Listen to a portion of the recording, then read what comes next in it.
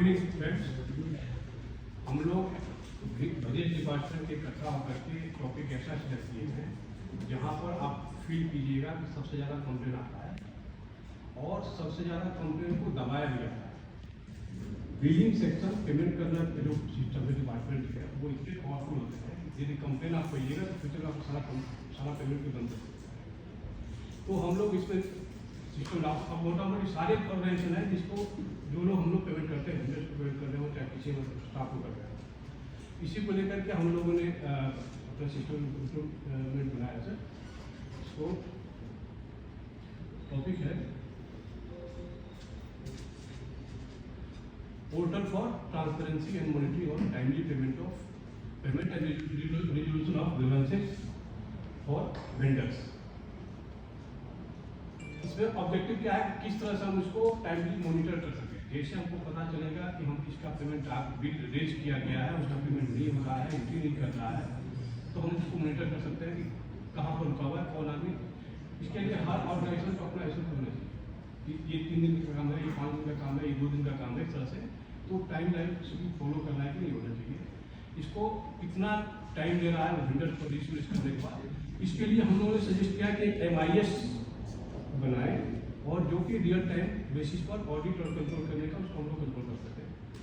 और इसका फैसिलिटी रहे जो यदि कोई आदमी 7 दिन का काम होता है, जैसे हमारा मेजरमेंट करना 7 दिन का काम है, यदि 8 दिन रहा है तो उसका बॉस जो है उसके पास चला जाए वैसे कि this person is taking more and more time. तो ये हमारा ऑब्जेक्टिव है। इसमें लोग ये क्या इशुएंस ऑफ वर्क ऑर्डर, जैसे हम वर्क ऑर्डर इशू करते हैं उसको उसका जो क्वांटिटी है, उसकी क्वालिटी है, जो कंडीशंस हैं या रेट है वो सही है कि नहीं, that have to verify by the vendor. और यदि वेंडर को कुछ प्रॉब्लम है तो ही विल सीक क्लैरिफिकेशन, इसका भी कुछ टाइम दे दें। और हमारे ऑर्गेनाइजेशन है 15 डेज के अंदर आपको काम स्टार्ट कर देना है।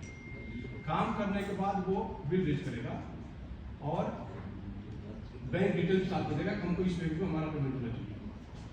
उसका मेजरमेंट करेगा, चाहे जो भी हमारा क्वांटिटी है उसका हमारे जो डिपार्टमेंट वाले हैं उसको वेरीफाई करते हैं और उसके हिसाब से उसका यदि कुछ दिक्कत है तो उसको रिटर्न करते हैं, रेक्टिफाई करके फिर आगे बढ़ते हैं।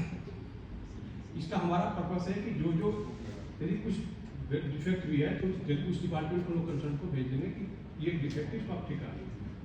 अब कंट्रैक्टर का बिल हमारे पास आ गया, उसके बाद उस बिल को चेक करने के बाद हम अकाउंट्स डिपार्टमेंट में भेज देते हैं पेमेंट करने। वहाँ पे पावरफुल पर्सन होते हैं अकाउंट्स वाले, वो भी आपका बिल को दबा के बैठे। हमारे फ्रेंड बोले थे कि वो दबा के बैठ जाते हैं किसी कीमत में कंप्लेन करने का, और वहाँ पर ज़्यादा करप्शन होता है और हार्डली 1-2% ही कंप्लेन होता है।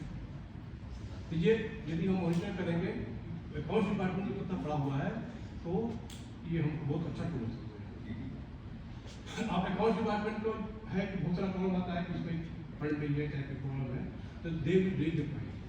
उसका भी सर्टेन टाइम नहीं होता है कि 4 दिन के अंदर, 4-5 दिन के अंदर आपको क्वेरी रेज करना है।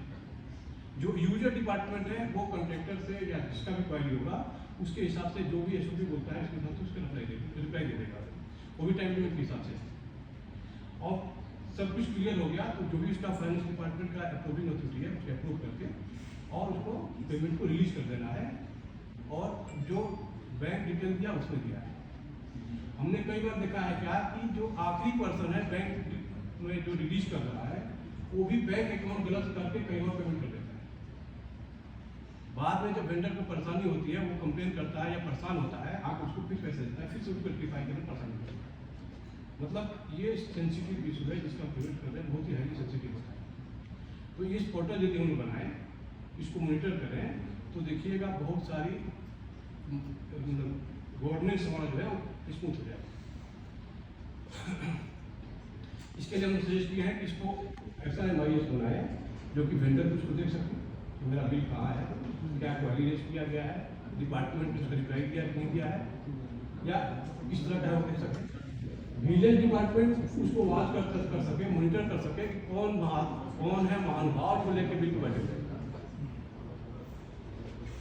ऑडिट डिपार्टमेंट उसको चेक कर सके, अकाउंट डिपार्टमेंट को पता चल सके कि हाँ ये बिल हमारे पास कल परसों में पहुंचेगा या हमारे पास आया हुआ है, हम रिटर्न किया तो उसका रिप्लाई आ चुका है, नहीं आया, वो MIS के थ्रू उसको जानकारी मिल सकता है।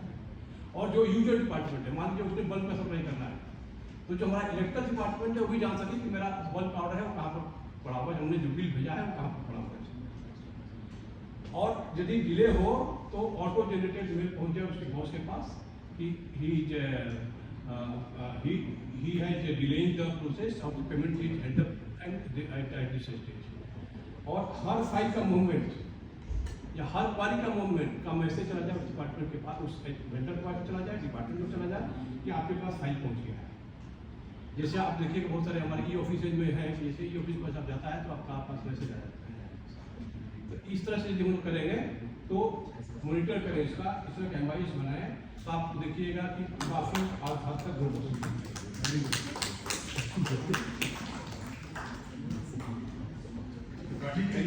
चलिए इसमें जो मेजरमेंट वगैरह होगा, मेजरमेंट बुक जिसको कहते हैं, वो भी ऑनलाइन इसी में होगा। मेजरमेंट ये हमारा खाली मॉनिटरिंग सिस्टम है, वर्कफ्लो है। ई मेजरमेंट का हमारा अलग से अपना रहेगा, अपना मेजरमेंट कर लिया, उसके हिसाब से क्या डायमेंशन है, क्या सप्लाई है, कितना क्वांटिटी है, वो सब वहाँ रहेगा। वो आप यहाँ से बेनिफिट करेंगे, वो चेकिंग अलग चीज़ हो गया। यहाँ पर खाली फ्लो के लिए जाए, खाली वन और फ्लो के लिए जाएगा। हाँ, इसका मेजरमेंट हो गया, now we have been send for checking. Essentially life cycle देखा है। ये साइकिल यहाँ दिखता है, सबका टाइम लिमिट वहाँ है, जैसे वो टाइम पार करे वो रेट मिला चला है। नेक्स्ट